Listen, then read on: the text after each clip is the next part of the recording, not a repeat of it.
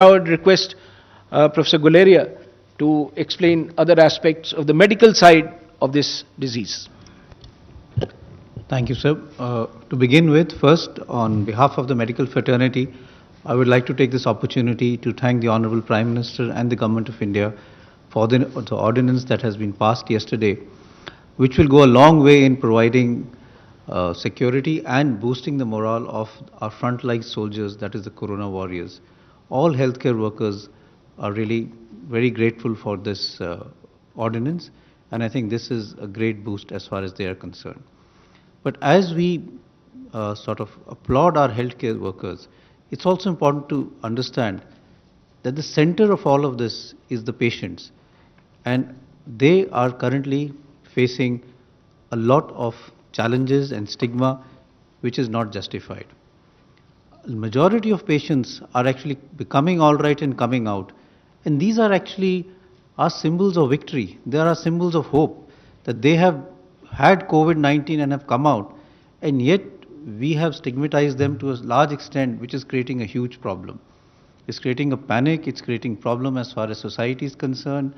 These individuals, these patients, their families are having a huge hardship which are really unjustified. And not only that, it is actually causing increasing morbidity and mortality. Because of the stigma that is happening, many patients who have COVID-19 or have flu-like symptoms are not coming forward, not coming to healthcare facilities. And because of that, they are coming very late when they are really very breathless, and this is leading to higher mortality. Many of these patients can be saved by just one treatment, and that is by giving them oxygen. The simple thing to remember is that when these young individuals or these individuals have a pneumonia or they have a viral infection and their oxygen in the blood becomes low, it can lead to or trigger number of other problems, whether it's cardiac, whether it's neurological, and therefore a strategy of having more and more oxygen beds is based on this.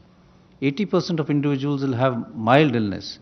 The remaining 15% will become all right just with supportive care and oxygen therapy. Less than 5% will need ventilators or critical care. So therefore, it's important that we reach out to these patients who are right now scared to come out because of the panic and the stigma that we have attached, and thereby not getting proper treatment. So I think we need to work on this. I would appeal to everyone, whether it's the media, whether it's the lay public, that these are people who, for an unfortunate reason, have got the infection. Consider the stress and strain the whole family goes through. You're isolated for 14 days in a quarantine facility where you are seeing people who are wearing PPEs and treating you. You're not able to meet your family members for 14 days because you are in quarantine or you're in isolation. Besides, instead of sympathizing with these people, we have created an environment of fear and panic which I think is really not justified. And we all need to work in trying to really look at these people as our symbol of hope and victory, rather than stigmatize them and start not accepting them in society. We have to work on this strategy, and I would like to appeal to everyone that we should look at how we can support the families and patients who have had COVID-19, who are suffering from COVID-19, and encourage more and more people to come out for testing. If you are tested early and reach the hospital early and treatment is started, it will save your life. If you don't come to the hospital and you have COVID-19 and you come in a state where you are gasping for breath, it will lead to higher mortality. Therefore, I think it's important that we encourage everyone to seek medical attention, get themselves tested. We have ramped up testing to a large extent. There is no shortage of testing, and we can thereby be able to support all these people who need to be tested.